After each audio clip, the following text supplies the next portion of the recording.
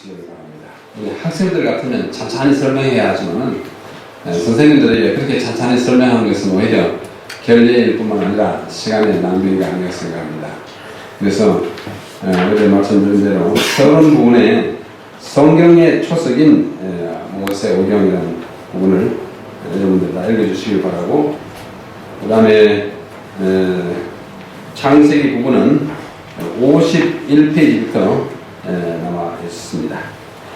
그래서 어제 서두에 잠깐 말씀드린 서론적인 것을 쭉 보시고 이 책의 뼈대가 되는, 골격이 되는 그 몇 가지 요인을 소개해 드렸습니다. 특별히 53페이지에는 톨레도트라고 하는 히브리 말을 가지고 어떻게 구분할 수 있는지 창세기의 세부적인 사항을 보았습니다. 그 다음에 54페이지에 가면 존 필립스라고 하는 분이 창세기를 나누는 방법이 있습니다. 아주 잘 나눴습니다. 책을 참고해 주시면 창세기를 이해하는 데 굉장히 큰 도움이 되리라고 생각합니다. 그 다음에 56페이지에 가면 창세기 주제가 뭐냐? 창세기의 주제는 창조입니다. 하나님이 어떻게 창조했으며 그 창조함을 받은 이 세상과 특별히 인간, 인류가 어떻게 그 역사를 이루어가는지를 보는 것입니다. 그 다음에 창세기의 메시지가 뭐냐? 제가 여러 가지로 간추려 놨습니다. 첫 번째는 신론. 하나님이 어떤 분인가를 창세기가 가장 잘 나타내 주었습니다. 그분은 창조자이십니다. 그 다음에 우주 발생학. 우주가 어떻게 해서 발생했는지 무슨 빅뱅으로 한 것이 아니고 하나님의 말씀을 했다는 것이 확실하게 나타났습니다. 인간론. 인간이 어떤 존재냐? 원래 어떤 존재입니다. 하나님의 말씀으로 창조함을 받은 존재예요. 그리고 그 창조함을 받은 존재가 타락함으로 죄인이 된 우리 인간의 본질이 그러한 것을 창세기가 말해줍니다. 사회학. 인간이 어떻게 사회라고 하는 공동체를 이루어서 점점 커갔는지를 보여줍니다. 그 다음에 특별히 죄론. 죄가 어떻게 생겨났는지를 보여줍니다. 등등의 메시지를 창세기가 담고 있습니다. 그래서 거기 58페이지 밑에 보면은 이러한 관점에서 볼 때 창세기를 세 단어로 요약한 사람이 있습니다. 영국의 유명한 캠벨 모건이라고 하는 유명한 성경학자가 말합니다. 창세기 뭐냐? 첫 번째는 generation, 발생, 세대라는 뜻이지만 발생, 기원, 시작. 그러나 인간의 범죄로 말하면 degeneration, 퇴화, 파멸, 헝클어짐. 그 다음에 어떻게 하냐? 하나님이 regeneration, 재창조하는 것이 창세기입니다. 이 세 단어를 요약해서 그렇습니다. 그 가운데 많은 인물들이 등장하죠. 아담과 하와가 물론 있지만 노아가 있습니다. 에녹이 있고, 그 다음에 아주 중요한 인물은 누구냐면 아브라함, 그 다음에 그의 아들 이삭과 야곱으로 이어지는 3대 언약의 세대, 그 다음에 그 아들 중에 하나인 요셉이 어떻게 인류를 다시 구제하는 기근과 기악, 굶주림으로부터 구원하는 이야기를 창세기 마지막 부분으로 보고 지나갔습니다. 오늘은 좀 많이 뛰어서 출애굽기로 넘어가겠습니다. 77페이지로 넘어갑니다. 출애굽기를 여러 부분으로 나누어서 생각할 수 있습니다만은 거기 있는 대로 자 우선 이 부분을 보겠습니다. 출애굽기에서 배울 교훈. 첫째, 이것을 어제 말씀드린 바와 같이 히브리인들은 그 책의 이름을 그 책의 첫 줄, 첫 단어로 이름을 정합니다. 창세기를 태초에 했듯이 출애굽기는 그 이름이 이러하다. 우리말 성경은 조금 뒤에 있지만은 야곱과 함께 모로 내려간 사람들의 그 이름이 이러하니라 하면서 로벤, 시몬이 내려가지 않습니까? 히브리 말에는 그 이름이 이러하니라가 맨 첫 단어예요. 오엘레 슈모트, 오엘레, 그리고 이것 이러하다, 슈모트, 이름이 그렇게 읽고 있습니다. 그런데 헬라어는 엑소도스라고 합니다. 영어로는 엑소더스랍니다만 이것은 탈출, 애굽에서 뛰쳐나옴, 출국, 그래서 출애굽이라는 영어로 읽혀지고 있습니다. 자, 이 저자가 모세라고 하는 사실은 너무나 잘 알고 있습니다. 이 책, 창세기는 50장, 출애굽기는 40장, 합쳐서 90장이에요. 굉장히 긴 책들입니다. 우리가 어느 책이 몇 장으로 되어 있는지 아는 것은 그 책의 구조를 또는 그 책의 순서를 이해하는 데 굉장히 도움이 됩니다. 출애굽기는 40장으로 되어 있는데 그 처음 두 장은 이제는 애굽에서 노예 생활을 하고 있는 이스라엘 백성의 모습과 모세가 어떻게 그분들을 구출해내기 위하여 탄생하고 어떤 경험을 하는지를 기록하고 있습니다. 애굽에서의 모습입니다. 3장부터 11장까지는 출애굽을 하는 준비와 출애굽하는 과정의 첫 번째 단계로 있었던 10가지 재앙. 잘 아시죠? 큰 재앙이었어요. 첫 번째 재앙이 뭐냐면 뭐예요? 모든 피, 물이 다 피가 되는 것이었어요. 그러나 말할 수 없는 고통입니다. 그 다음에 개구리, 이, 파리, 이렇게 10가지예요. 맨 마지막에 흑암. 이렇게 함으로써 이스라엘 백성들이 어떻게 하나님의 보호함을 받고 구출함을 받는지 그 준비 단계를 가르치는 것입니다. 그리고 이제 직접 마지막으로 출애굽할 때 아주 중요한 한 사건이 벌어졌는데 그것이 유월절이라고 하는 새로운 사건입니다. 양의 피를 문에 바람으로써 그 집에 생명이 보존되는 거예요. 이것은 예수님이 십자가에 달려 돌아가심으로 그 집집마다 사람이 구원받게 될 것을 미리 예행 연습한 것입니다. 그래서 예수님을 세상 죄를 지고한 그런 하나님의 양이라고 하지 않습니까? 그래서 12장부터 18장까지는 출애굽이고 19장에 이제 시내산에 옵니다.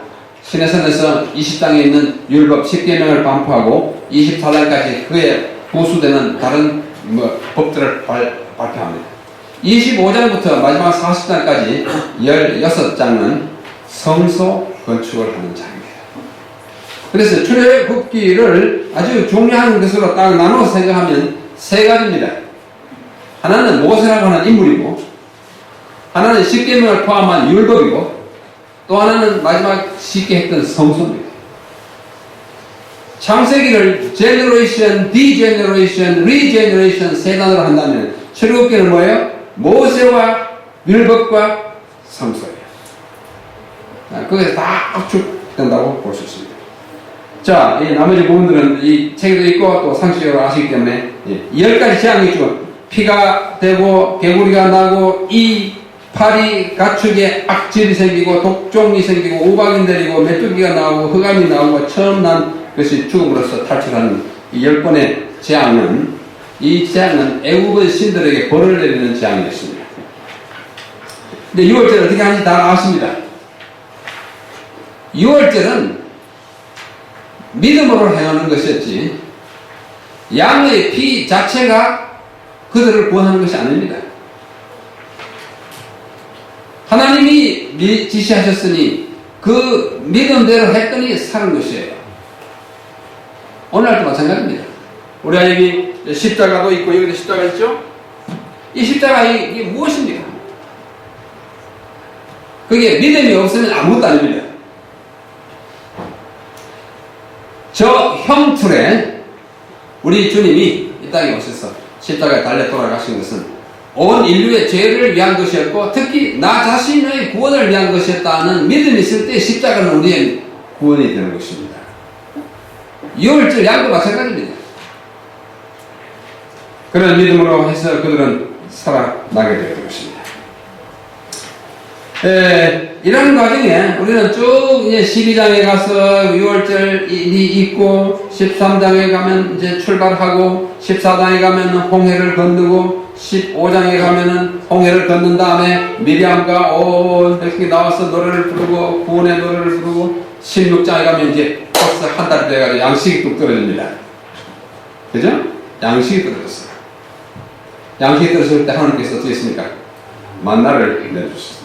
여러분 만나가 뭐예요? 만나. 우리 저기 대학에 있는 식당 이름을 만나관이라고 했습니다. 만나. 매일 와서 먹고 떨어지지 않는 양식. 사실 대학의 식사는 금방 먹고 나중에 없어지지만 하늘에서 내려오는 만나는 정말 참 신기한 것이었어요. 사람이 수고로 하는 것이 아니고 그걸 먹음으로 가나안에 이럴 때까지 살았는데, 이 만나는 생명의 떡인 예수님의 교훈의 상징이에요. 요한복음 6장에서 말씀하시기를 나는 하늘로서 내려온 산 떡이니 너희가 이것을 먹으면 영원히 살 것이요 먹지 않으면 죽겠다고 말씀하십니다. 그때 유대인들이 뭐? 우리가 너의 살을 먹고 산다고? 우리가 시인종인가? 그렇게 생각했어요. 아주 예수님의 말씀을 아주 액면 그대로 받아들이는 것을 넘어서 아주 무식하게 적용해가지고 너희가 내 살을 먹고 내 피를 마시지 않으면 나와 아무 상관이 없고 예수님의 말씀대로 사고 그분의 뜻대로 살아가면서 그렇게 표현한 것입니다. 그걸 실천적으로 한번 예행 연습한 것이 만나 사건이에요. 오늘날 우리가 살아가는 것은 바로 이 말씀을 먹고 살아가는 것입니다. 그 말씀이 우리에게 생명을 주기 때문에 그 말씀을 우리 국가 시험에 상관없이 가르칩니다. 우리 성경 가르치는 분들 참 고충이 많아요. 뭐 그것이 점수화되거나 뭐 이렇게 상급학교 시험에 반영되지 않으니까 학생들이 아주 태만히 하고 무관심하게 되잖아요. 그러나 그들이 언젠가는 알아야 합니다.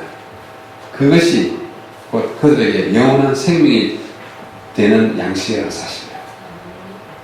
그래서 우리 선생님들 기죽지 마시고 성경 선생님들 또 학생들에게 그렇죠. 좀 배우기 싫어한다 하더라도 너무 성급하게 얘들이 안 듣거나 하지 마십시오. 어딘가 들어두고 어딘가 기억 속에 가지고 나가는 것입니다. 그 다음에 이제 물이 없어가지고 또 난리를 치고 반석을 쳐서 이 반석도 예수님입니다. 어린 양도 예수님이고 만나도 우리 주님이고 반석을 쳐서 낸 물도 우리 주님이에요. 고린도전서 10장에 이렇게 말씀하십니다. 이 반석은 곧 그리스도라고 말씀하십니다. 그렇게 초자연적인 방법으로 애굽에서 끄집어내가지고 초자연적인 방법으로 홍해를 갈라서 통과시켜 놓고 거기서 굶어 죽으면 말이 됩니까? 하나님이 그 다 책임지시고 내려주시고 물이 흘러나게 하셔가지고 먹이고 마시게 한 것입니다. 홍해를 걷는 것은 심리의 예식의 한 표상입니다. 심리를 받고 예수님을 따라감으로써 굶어 죽은 사람 없습니다. 삼육학교 교사가 되므로 세상적으로 뭐 그렇게 알아주는 대상이 혹 안 된다 하더라고요. 지금은 많이 되고 있습니다.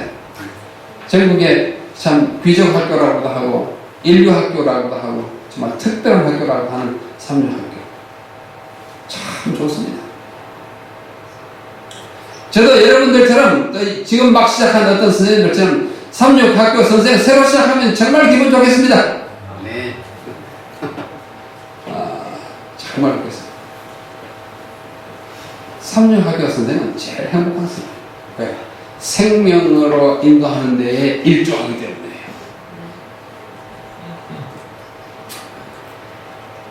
다 예수님인 것입니다. 근데 르비딤이 떠올렸어요.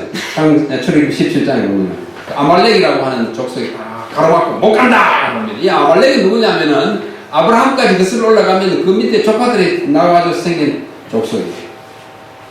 원래는 한 혈통이었습니다. 그러나 이방화하고 하나님을 잊어버리고 이스라엘 백성과 원수가 된 사람들이 이스라엘 백성이 애굽에서 나와가지고 가나안 자기들의 고향 땅으로 간다니까 팔 벌리고 못 간다는 것입니다. 굉장히 강한 백성이 아말렉 족속이에요. 그래서 여호수아가 백성을 데리고 가서 하지만 중과 부적 도무지 당할 수 없어요. 그때 하나님께서 모세를 보고 팔을 들고 팔을 드는 것은 두 가지 형상입니다. 기도하는 형상이에요. 이스라엘 백성들은 고대에 팔을 들어서 기도했습니다. 성경에 여러 번 언급됐습니다. 팔을 들어 기도하오니 바울도 디모데서에 팔을 들어 기도한다고 시편에 여러 번 팔을 들어 기도하는 것입니다. 기도는 전쟁을 승리로 이끄는 한 큰 힘이라고 하는 사실을 보여요. 모세가 팔을 들어 이 80대 된 노인이 팔 들고 멍하니 계시겠어요? 간절히 하나님께 기도합니다. 그 다음에 팔을 든 자세는 예수님이 십자가에 못 박혀 돌아가실 때의 형상입니다. 그것을 보고 있는 한 그들의 전쟁은 절대로 패배하지 않았습니다. 십자가를 바라볼 때 그들은 승리의 비결을, 승리의 보장을 얻고 있습니다. 팔 들고 있는 모세는, 그리고 그를 도와서 옆에서 돕고 있는 아론과 훌은 십자가에 달리신 예수님의 형상으로서 인생의 모든 승리, 인생 광야에 있는 모든 장애물들을 극복할 수 있는 그 방법이 십자가라는 사실을 가르쳐주는 것입니다. 아말렉은 우리의 진로를 방해합니다. 여기 한 40-50명 계신데, 한 5-60명 계신데, 여러분들은 또 하나의 아주 작은 규모의 출애굽 이스라엘 백성인 것입니다. 우리가 나아갈 때 아말렉이 있을 수 있습니다. 우리를 가로막고 못 가게 합니다. 저는 오늘 여러분과 함께 우리의 진로를 방해하는 요인들을 아말렉이라고 규정하면서 어떤 아말렉들이 있을까? 제가 잠시 생각해 보겠습니다. 어떤 아말렉이 있을까요? 첫째는 불평과 비평의 아말렉이 있습니다. 원망하고 비방하고 악담하고 험담하고 저주하고 중상고라고. 그것은 안팎에서 다 오는 것입니다. 바깥에서도 옵니다. 학부형으로부터 올 수 있습니다. 또는 우리 가운데서도 있을 수 있습니다. 이스라엘 백성 가운데 그런 사람이 있어요. 섞인 물이라고 했습니다. 애굽에서 묻어 나오는데 실질적으로 같이 가고자 하는 강력한 의지나 목표 의식 없이 가면 산대 안에 딱 나왔다가 나오게 보니까 자기의 식성도 다르고 체질도 다르고 분위기도 다르고 막 계속 흥분합니다. 이런 선생님들은 영남선생이 한 분도 안 계시라고 했습니다. 둘째 아말렉은 불신과 의심입니다. 이 재림교회의 이 교육사상이 맞아? 삼육이 뭐 별거야? 자기가 삼육 교사에 있으면서 계속 이것에 대한 확신을 갖지 못한 사람이 있습니다. 또 서로 믿지 않습니다. 또 지도자들을 불신하는 일도 있습니다. 우리 선생님들 이렇게 운동하고 어디 사우나 가고 하면 행정위원회만 좀 하시죠. 다 합니다. 여러분들도 간간히 하라서 갑니다. 건설적인 행정위원회 좋습니다만은 악의적인 행정위원회, 그것은 우리의 진로를 방해하는 아말렉. 시기와 질투, 동료와 이웃이 잘 되는 것을 못 봐주는 사람, 어찌하든지 헐뜯어서 자기보다 뒤에 처지게 하는 것, 아말렉입니다. 욕심과 욕망, 우리의 이 인간이기 때문에 갖고 있는 이 본능적인 욕심이 있어요. 식욕, 무욕, 정욕, 명예욕, 권세욕, 주변인데 이것을 좀 다스려야 지성인이고 이것을 억제해야 신앙인 것입니다. 그래서 가식이 아니에요. 그래서 인간다움의 한 훈련인 것입니다. 자만과 오만, 내가 조금 실력있고 내가 세상적으로 조금 좋은 학교 나왔다고 다 목에 힘주지 마십시오. 별것 아닙니다. 별것 아닙니다. 잘난 척 하지 마시기 바랍니다. 좌절과 낙담, 이거 해보니까 도저히 안 되겠다. 나 물러가 버리겠다. 삼육교사를 그만두고 내가 딴 데 가겠다. 그러지 마십시오. 끝까지 이 길에 매진하시다가 은퇴하시기 바랍니다. 네, 은퇴하실 때까지 이 길을 떠나지 마십시오. 자격지심은 우리를 망하게 합니다. 또 편견과 오해도 우리의 아말렉이 될 수 있습니다. 자기 생각만 하고 자기 생각대로 지레짐작해서 어떤 추리를 통해서 상대방이 아주 이상한, 제가 이제 우산 하는데 한 사람이 다가오는 겨울을 위해서 우산을 손질하고 있습니다. 집에서. 얘들아, 이제 조금 있으면 다가오는 우기, 이제 장마철을 대비해서 너희들 우산 다 가져오니까 우산 한 5개가 전부 살이 불리든지 천이 좀 나든지 손잡이라든지 조금 이렇게 수리를 해야 할 것이 5개나 있었어요. 그래서 그걸 갖다가 출근하면서 자기 직장 근처에 있는 우산 수선한 데에 갖다가 맡겼습니다. 그리고 종일 생각합니다. 오늘 퇴근 시에는 저 우산 5개를 가져가야지. 우산 가져가야지. 아, 내일이라도 비가 올지 모르니까 우산 가야지 하면서 일을 하다가 점심시간이 됐어요. 점심시간이 돼서 식당에 갔습니다. 많은 사람 식당에 있는데 거기서 이제 뭐 모자도 그걸 놓고 뭐 이렇게 하지 않습니까? 그래서 다 이제 식사를 하고 나가면서 어떻게 모자 쓰고 옆에 있는 우산 하나 들고 이렇게 나갔어요. 그런데 문을 다 나오기도 전에 뒤에서 미스터 여보시오 그랬어요. 네? 당신은 내 우산 가져가시오. 당신 우산입니까? 미안합니다. 내가 오늘 우산을 찾아가야 된다고 너무 생각하고 나머지 수시에 딱 갖다 왔어요. 그리고는 점심 후에 오후에 계속 일을 하고 이제 퇴근 시간에 아침에 맡겨둔 5개의 우산 다 고쳐진 걸 다 들고 버스 정류장에서 버스가 왔어요. 아주 올라타니까 낮에 자칫하면 그의 우산을 가지고 갈 뻔했던 그 우산의 주인이 미리 타고 앉아 있으면서 우산 5개 들고 올라오는 이 신상을 보는 것입니다. 어떻게 이렇게 시니컬한 웃음을 들으면서 오늘 수지 그래도 수지 맞았구만. 그가 보기에 자기의 우산을 낚아채 가기에는 실패했지만 다른 사람의 우산을 5개를 지금 가지고 가는 것입니다. 변명할 여지가 없습니다. 해명할 수도 없습니다.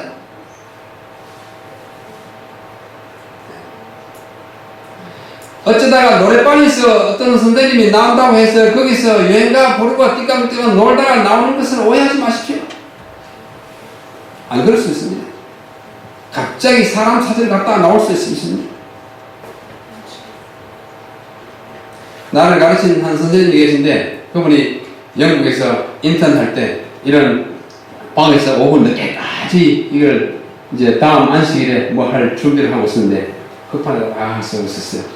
했었는데 이 흰 촉 분필을 막 쓰다가 이 뭐 자루도 이렇게 가지고 잠시 이 촉을 입에 좀 물었습니다. 다른 색깔을 또 이렇게 하고 그 한 사이에 지나가던 한 장로님이 왔어요. 조금 박지 않는 그런 사람. 그런데 밖에서 보니까 이 분필을 물고 있는 것이 꼭 뭘 물고 있어요?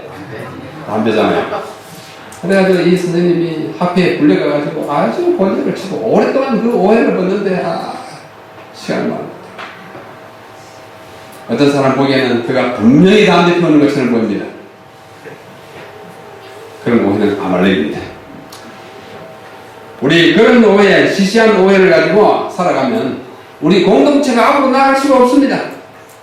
아들과 나태, 허송세월하고 무사태평하게 자기의 직무를 다 감당하지 않는 것은 우리에게 아말렉인 것입니다.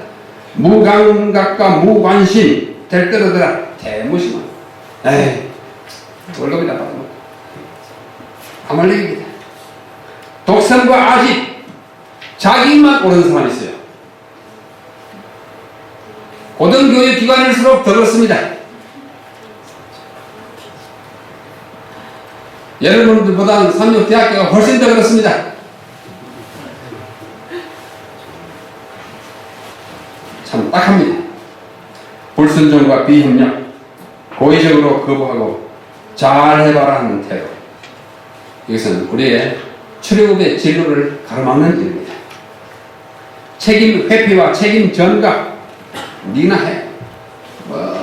교무부장이나 해. 이 교목이나 전도하는 거 우리가 뭐 그거 하라고 얘기 왔나? 그러지 마십시오. 전도는 평생의 만인의 과업입니다. 조금 더 집중적으로 할 따름이에요. 작당과 편당. 제가 미국에 사는 동안 여러 교회를 뭐 방문하고 또 초청을 받고 합니다. 몇 곳에서 미국에서 교인된 우리 신자들이 와서 하소연합니다. 목사님, 우리는 참 외로워서 교회 나오기 힘들어요. 왜? 우리는 한국에서 진리를 받지 못하고 미국에서 진리를 받고 왔는데 보니까 삼육대학교 나온 사람들은 저희끼리 똘똘 뭉쳐가지고 밥도 저희끼리 먹고 놀러도 저희끼리 가고 한데 모이는 거 항상 저희끼리. 또 서울이세교원 간호학교, 지금의 서울 삼육보건대학 졸업한 여성들은 저희들끼리 똘똘 뭉쳐서 여행도 자기끼리 가, 우리가 뒤집어 들어갈 틈이 없습니다. 우리가 외로워서 교회 나오기 힘듭니다. 그래.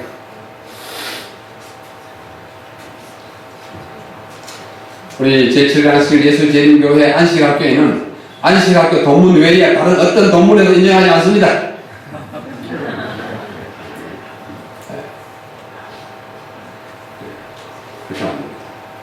물론 같은 학교 졸업한 사람들끼리 애착이 왜 없겠어요, 설교가. 그러나 그걸 정말 티 안 나게 그렇지 않는 사람들에게 상심을 주지 않는 그런 에티켓이 필요하지 않나 생각합니다. 족벌, 파벌, 지연, 혈연, 학연, 끼리끼리는 우리의 진로를 방해하는 또 하나의 아몰레이라고 저는 생각합니다. 반항과 반역, 쿠데타, 고라의 반역, 민수기에 나오는 17장이 얼마나 큰 반역입니다. 그들은 다 땅속에 묻혔습니다. 마지막으로 눈치 없음과 센스 부족한 것도 아말렉입니다. 예? 자, 눈치 있게 앞에 앉은 사람 누군지, 이 사람 뭘 필요로 하는지, 특별히 학생이 지금 뭘 필요로 하는지 전혀 관심 없고 감각 없는 선생님, 빨리 감각 개발하시기 바랍니다. 여러분 잘 하실 줄 믿습니다. 그래서 그걸 다 통과한 다음에 이제 율법을 방법합니다. 선막을 건축. 선막이 뭐예요? 율법이 뭐예요? 율법은 하나님의 사랑의 코드입니다. 사랑을 법률화한 것입니다. 선막이 뭐예요? 예수님의 몸을 집으로 만든 것입니다. 출애굽기는 온통 예수님입니다. 네가 성소를 지어라. 출애굽기 25장 8절에 너는 그들을 시켜 나를 위하여 성소를 짓되 내가 그들 중에 거할 성소를 지어라. 그들 중에 거하는 성소는 하나님이 하나님 백성 가운데 가는데 인간 가운데 거하기가 이 땅에 오신 예수님이 바로 성육신 하신 예수님인 것입니다. 그러므로 성육신의 목적과 성소 건축의 목적은 같은 것입니다. 이 보십시오. 보통 성소 이렇게 해놨는데 그림이 좀 불분명하지만 이 성소는 예수님이 어떻게 인간 가운데 사는지를, 예수님이 어떻게 인간을 구원하는지를 보여주는 아주 적절한 시청각 교육입니다. 시각 교육입니다. 이 구조를 저 안에 이제 뜰이고요. 그 다음에 해막 있고 그 안에 지성소 성소가 있는데요. 그 구조를 아주 간단하게 이 책에도 아주 잘 써놨습니다. 이 오경개론인데 저는 이 오경개론을 쓰기 위해서 오경개론을 수많은 개론을 보고 제일 좋은 것만 골라놨기 때문에 오경개론 중에 제일 좋은 개론이 이 개론입니다. 여러분 안 믿을 것입니다만 그러니까 한번 보시면 상당한 유익을 얻을 수 있습니다. 자, 성소의 구조와 그 기구의 의미를 아주 우리 선생님들이니까 아주 간단하게 이것만 가지고 뜰만 가지고 1시간 또 그다음에 첫째 칸 가지고 1시간씩 해도 부족하지만 우리가 한 5분 동안에 다 하겠습니다. 뜰에는 번제단이 있습니다. 아시잖아요? 이게 번제단입니다. 번제단은 불이 있고 여기에 그림에 넣었던 여기에 양 잡는 기구가 있었어요. 됐죠? 그 다음에 이 번제단과 이 사이에 물두멍이 있습니다. 여기는 불이 있었고 여기는 물이 있었고 여기는 항상 피가 흐르고 있었어요. 잡으니까.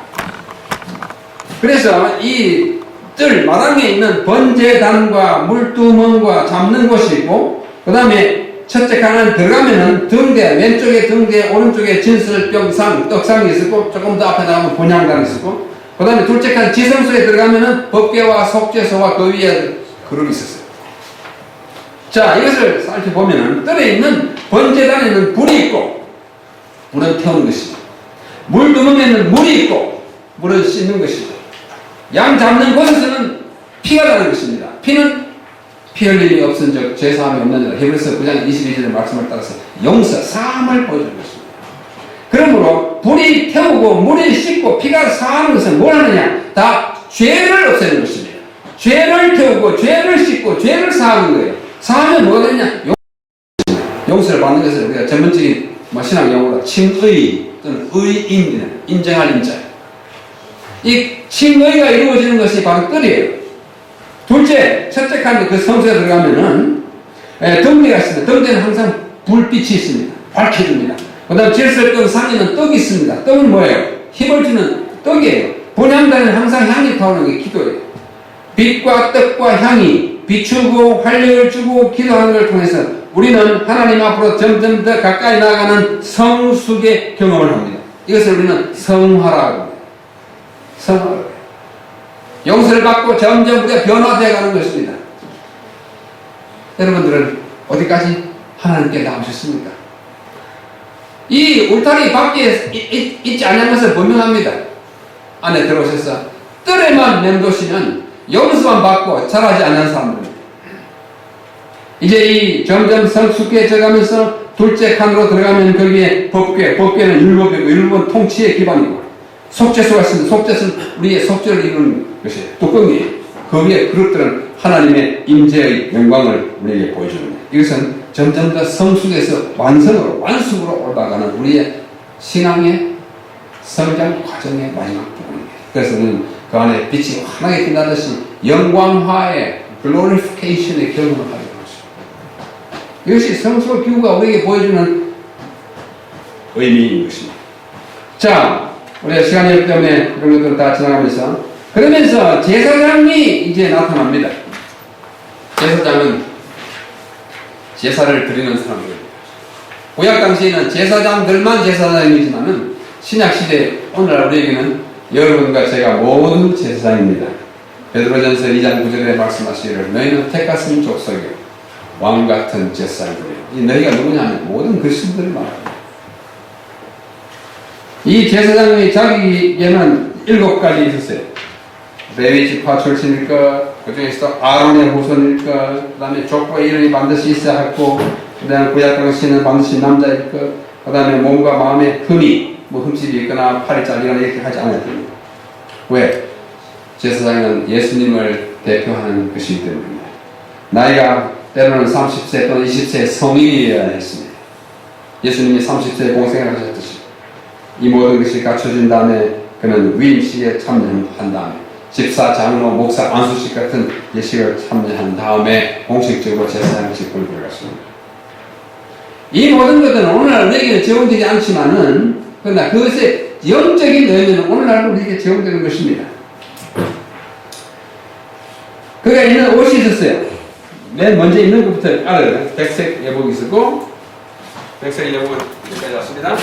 그 다음에 청색 예복이 있었습니다. 거기에 돌아가면서 금방울 이런 2개와 성료 이런 2개가 있었습니다. 성경에는 그 개수가 없지만은 유대인들의 라피들의 문헌에 보면 이런 2개씩 있었습니다. 합치면 얼마예요? 144개 있어요. 돌아갔어요. 댕그랑 소리가 났습니다. 그 다음에 에봇, 이 알록달록한 옷이 에봇입니다. 대제사장의 아주 특별한 옷이었어요. 그 위에 이제 판결 형패라고 하는 형패를 붙였어요. 그게 보석이 12개 있었고 좌우에 우림과 금비라는 보석이 2개 있었어요. 12개 있었어요. 12개가 14개 있었고 그 다음에 호마노라고 하는 어깨에 보석이 있어가지고 이스라엘 백성들의 이름이 적혀있어요. 그 다음에 관을 쓰고 관 앞에 황금으로 된 성패 여호와께 성결되는 이것도 7가지를 다 갖춰있는 것이 대제사장의 예복이었습니다. 이 하나하나는 여러분들 이미 공부하신 대로 우리에게 깊은 교훈을 주는 것입니다. 그 중에 청색 예복이 말씀한 대로 금방울 하나, 성류 하나, 금방울 하나, 성류 하나 돌아가면서 쭉 있었어요. 이게 성류입니다. 오늘도 저희 어디 우리 선생님들의 인도를 받아서 여기 절에 갔더니 성류 한 개 있더라고요. 또 사진 찍었습니다. 저는 성류 아주 좋아합니다. 성류가 어릴 때 저희 집 뒷밭에 성류나무가 2개로 있었는데 성류가 이렇게 달리잖아요. 굉장히 쉬웠어요. 지금부터 성류는 힘들어요. 미국에 사는 동안에 그 그로스리 가니까 식품 가게 가니까 성류가 이만합니다. 못 믿겠죠? 못 믿겠거든. 가보십시오.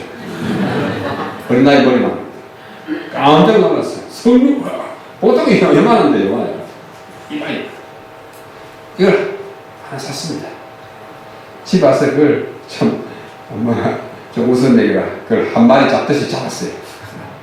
그러니까, 주스. 어릴 때 먹던 석류 맛 때문에 입에서는 신물이 나고 하는데. 그래서 이제 그걸 가서 먹으니까, 웬걸? 엄청 달아요. 신맛이 거의 없어요. 그 혼자 한 개 다 못 먹습니다. 그 반쪽을 다 먹었어요. 단숨에 다 먹었어요. 얼마나 맛있는지. 그 다음부터는 이제 이 식품 가게 갈 때마다 보이면 하나씩 하나 먹었어요. 잘 먹었습니다. 엄청 큽니다. 이 석류의 특징은 뭐냐면, 우리 집 쟁반인데, 쟁반에 이가 빠져가지고 좀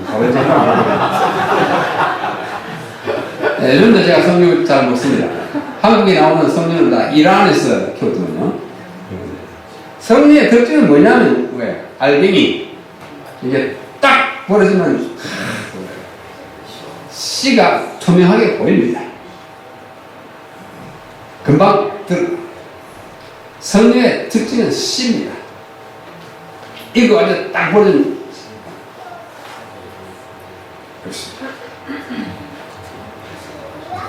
이 석류가 이런 두 개, 금방울의 영어는 골든벨, 우리 학생들이 뭐 하는 골든벨, 그 골든벨이 여기서 나온 거예요.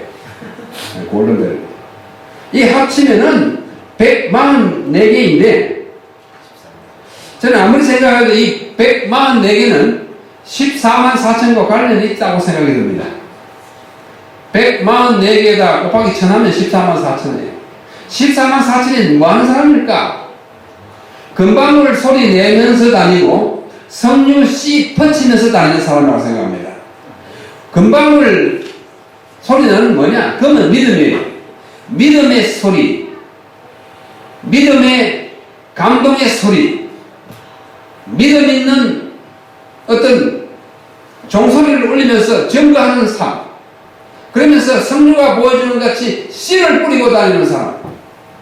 마태복음 13장 이하에 나오는 씨 뿌리는 자의 비유, 복음을 전하는 사람, 우리의 삶을 통해서, 우리의 거동을 통해서 소리로 증거하고 씨를 뻗치면서 살아가는 사람이 14만 4천에 포함될 사람인 것입니다. 이 대제사장은 이런 두 개의 금방울이 달리기 때문에 가만히 서 있어도 거의 소리가 들렸습니다. 바람이 불거나 걸어가면은 댕그랑 이런 두 개의 골든벨 소리 한번 다 생각해 보십시오. 아주 시끄럽게 왁자 시끄럽게 들렸습니다. 자기의 접근과 자기가 어디 있다는 것을 알리지 않고는 절대로 아무 데도 못 갑니다. 이 시대의 대제사장 여러분, 여러분의 신원을 섬기면서 다니려고 하지 마십시오. 내가 제7일 안식일 예수 재림 교인인 것이 들통날까봐 겁내지 마십시오. 삼육교사인 것이 부끄러워서 그렇게 감추고 다니지 마십시오. 그래서 안 계십니다만은, 내가 토요일에 교회 가는 것이 부끄럽게 여겨지는 그런 사람 살지 마십시오. 당당하게 사셔야 합니다. 당당하게 사셔야 합니다. 소리 내며 살아갑니다. 증거입니다. 전도입니다. 그래서 우리가 이런 삶을 살아가고, 그 다음에 이 판결 형태의 보석이 쫙 있었어요. 보석이 가운데 우리가 분명히 이걸 뭐 한자로 쓰면 이렇게 복잡해요. 여러분이 다 읽기가 참 힘든 한자로 되어 있어요. 다 의미가 있습니다. 왜 어떤 지파는 어떤 보석에 이름이 쓰였는지 이유가 있어요. 별도로 연구할 수 있는 기회가 있길 바랍니다. 이 지파 이름이 보시다시피 오른쪽 상단에 있는 홍보석에는 유다가, 그 앞에 있는 성주석에는 르우벤이, 그 밑에 호각이라고 하는 보석에는 에브라임이, 그 다음에 녹보석에는 단이, 이런 식으로 딱 적혀있어요. 단과 녹보석에 관계가 있어요. 유다와 홍보석에 관계가 있어요. 이래서는 성경을 연구할 필요가 있는 것입니다. 우리는 제사장들이 이런 옷을 입고 이렇게 살아가야 한다는 사실을 우리는 배우게 되는 것입니다. 윤석열 목사님, 노래방 가봤어요? 대답하기 곤란해요? 가봤습니다. 가봤어요? 그러니까 뭐 어떻게 생겼어요? 노래 노래하는 거예요? 제가 노래방에 가봤을까요? 안 가봤을까요? 가봤어요. 예? 가봤어요? 어떻게 알아요? 예? 제가 노래방에 가봤어요. 제가 한 번은 제주도에서 전국 대학 총장 회의한다고 제주도 무슨 호텔 갔어요. 갔더니 뭐 아는 사람도 있고 모르는 사람도 있고 총장이 나왔어요. 전국 그때 한 200개, 지금 200개 대학이 4년제 대학이 200개 좀 넘는데 그때 200개 넘는데 저희 학교 바로 옆에 있는 지금은 서울과학기술대학교라고 합니다만 옛날에 산업대학교 그 대학 총장이 있었는데 이진설 박사라고 건설부 동부 장관도 하시고 한 분이 총장입니다. 그분이 저의 고등학교 선배입니다. 그래서 제 후배인 저를 참 사랑해서 제가 5년 선배이신데 제가 만나가지고 남 총장 오늘 우리 선후배 한번 모이자. 저 말을 나와요. 5년이나 선배입니다. 아이고 어떻게 저는 우리 선배님밖에 저는 아는 사람 없습니다. 아 나는 다 안다. 그럼 다 하신다고. 그 당시에 총장회의에 온 우리 고등학교 선후배 동문이 9명 있었습니다. 이분이 다 알아요. 벌써 전화도 해가지고 다 연락하면 오늘 저녁 7시에 201호실에서 모인다. 남총장도 오느라 같이 가야죠. 그래서 7시 저녁 먹고 이렇게 갔어요. 2층에 1호라 하니까 호실에 번호가 없어요. 근데 이렇게 보니까 좀 이상해요, 분위기가. 그래서 좀 이따가 사람들이 옵니다. 이제 그분도 옵니다. 그래서 201호 없는데 이거 201호다. 그러고 들어가요. 그러니까 그게 노래방이더라고요. 노래방이에요. 노래방을 자세히 봤어요. 보니까 뭐 책이 딱 있고 그래가지고 번호 딱 누르니까 뭐 딱 나오고 뭐 곡조도 나오고 가사도 나오고 하대요. 그래서 맨 끝에 뭐 몇 장 나오대. 맞죠? 그래서 뭐 서로 이야기하고 처음 만난 사람이 많으니까 아이고 어떤 분은 이제 부인 사모님도 데리고 오고 이렇게 해가지고 한 11명이 딱 앉아가지고 서로 이야기하잖아. 자 우리 뭐 그분이 이제 아주 좌장이에요. 우리 모였으니까 한국조씨 하자 이러더라고요. 나는 큰일 났다 하셔가지고 그래 한 사람이 하는 거예요. 하니까 어떤 사람은 95점 어떤 사람은 75점 그냥 쭉 해가지고 내 차례까지 왔어. 난 속으로 지금 많이 타가지고 무슨 노래를 하나. 그런데 내 차례 때 보더니 남정장은 노래하지 마라. 목사가 이런 데서 노래하면 안 된다. 이랬더라고요. 얼마나 감사한지. 목사가 이런 데서 노래하면 안 된다 하면서 그 다음 정장 해라 이러고 지나갔어요. 그분이 그날처럼 그렇게 참 우르르 보일 때가 없었어요. 노래방 가봤어요. 또 노래방 가봤다가 여러분 그것도 절미하고 남 목사 노래방 갔다 이러지 마십시오. 그 아말렉입니다. 그렇게 하지 마시고 자초지적으로 이야기해가지고 우리가 출입하는데 어쩔 수 없이 제한을 받는 것입니다. 네? 중고등학교 선생님들 다 갈 수 있어. 3육 선생님들은 못 가실 곳이 조금 있어요. 안 가시면 더 좋은 것이 분명히 있어요. 그렇잖아요. 그걸 어쩔 수 없는 것으로 받아들이지 말고 그건 당연한 걸 넘어서 그렇게 하지 않는 것이 자랑스러운 것으로 이렇게 하는 것이 제사장입니다. 제사장이 제사장 뭐 있고 노래방 가면 되겠습니까? 네? 안 되거든요. 자, 우리는 삶에 있어서 이런 게 참 많아요. 제가. 모세는, 아까 말씀드린 세 가지 중요한 사람 중에 모세는, 어떤 사람이 이렇게 이야기했어요. Moses spent 40 years thinking he was somebody. 지가 뭐 꽤나 되는 것처럼 생각하면서 애국에서 40년 살았어요. Another 40 years he spent learning he was nobody. 미디안 광야에서 40년, 지가 정말로 아무것도 아닌 존재라는 사실을 깨닫는데 40년의 세월을 보냈어요. 마지막 the last 40 years he spent discovering what God can do with nobody. 이 아무것도 아닌 존재를 가지고 하나님이 무엇을 할 수 있는지를 알아가면서 발견해가면서 마지막 40년 출애굽의 40년 보냈습니다. 모세가 진짜 아무것도 아닌 노바디 아니었어요. 왕자였어요. 그러나 하나님 보시기에 그 왕자인 것이 아무 소용이 없다는 거예요. 그가 받아야 할 다른 교육이 있었습니다. 그것이 미디안 교육입니다. 우리의 애국과 같은 공중교육이 한국에서의 어떤 세책 인류 대학에서 배운 어떤 고매한 지식이 우리에게 좋은 것을 주긴 하지만 그것이 우리 교육의 모든은 아닌 것입니다. 모세와 같은 이 시대의 지도자 여러분, 우리 이스라엘 같은 우리 어린이들을 정말 가나안까지 인도해야 되지 않겠습니까? 시간이 없어서 이거 지나가겠습니다. 율법은 하나님의 성품의 사본이요 하나님의 정부의 기초입니다. 그러므로 이 율법은 확고부동한 것입니다. 그래서 우리 산시를 지킵니다. 그리고 성막은 성소는 하나님의 임재의 현장이고 예배와 제사의 장소이고 하나님을 만나고 죄를 용서받는 곳이고 이 세 가지가 애국을 출애굽기를 아주 요약한 것입니다. 요약한 것입니다. 자, 이 모든 걸 다 지나가고 제가 마지막으로 이야기를 해드리고 끝내겠습니다. 어느 선교사가 아프리카의 토인들과 살고 있었다. 이 선교사는 행복한 문명국에서의 삶을 포기하고 험한 아프리카에 와서 미개한 토인들을 위해 힘껏 봉사하고 있었다. 그의 정성 어린 설득과 노력으로 토인들은 많은 것을 깨우쳤다. 그런데 꼭 한 가지를 고치지 못했다. 사람의 고기를 먹는 것이었다. 시기적입니다. 아무리 당부를 해도 그들은 사람을 잡아먹는 버릇을 고치지 못하였다.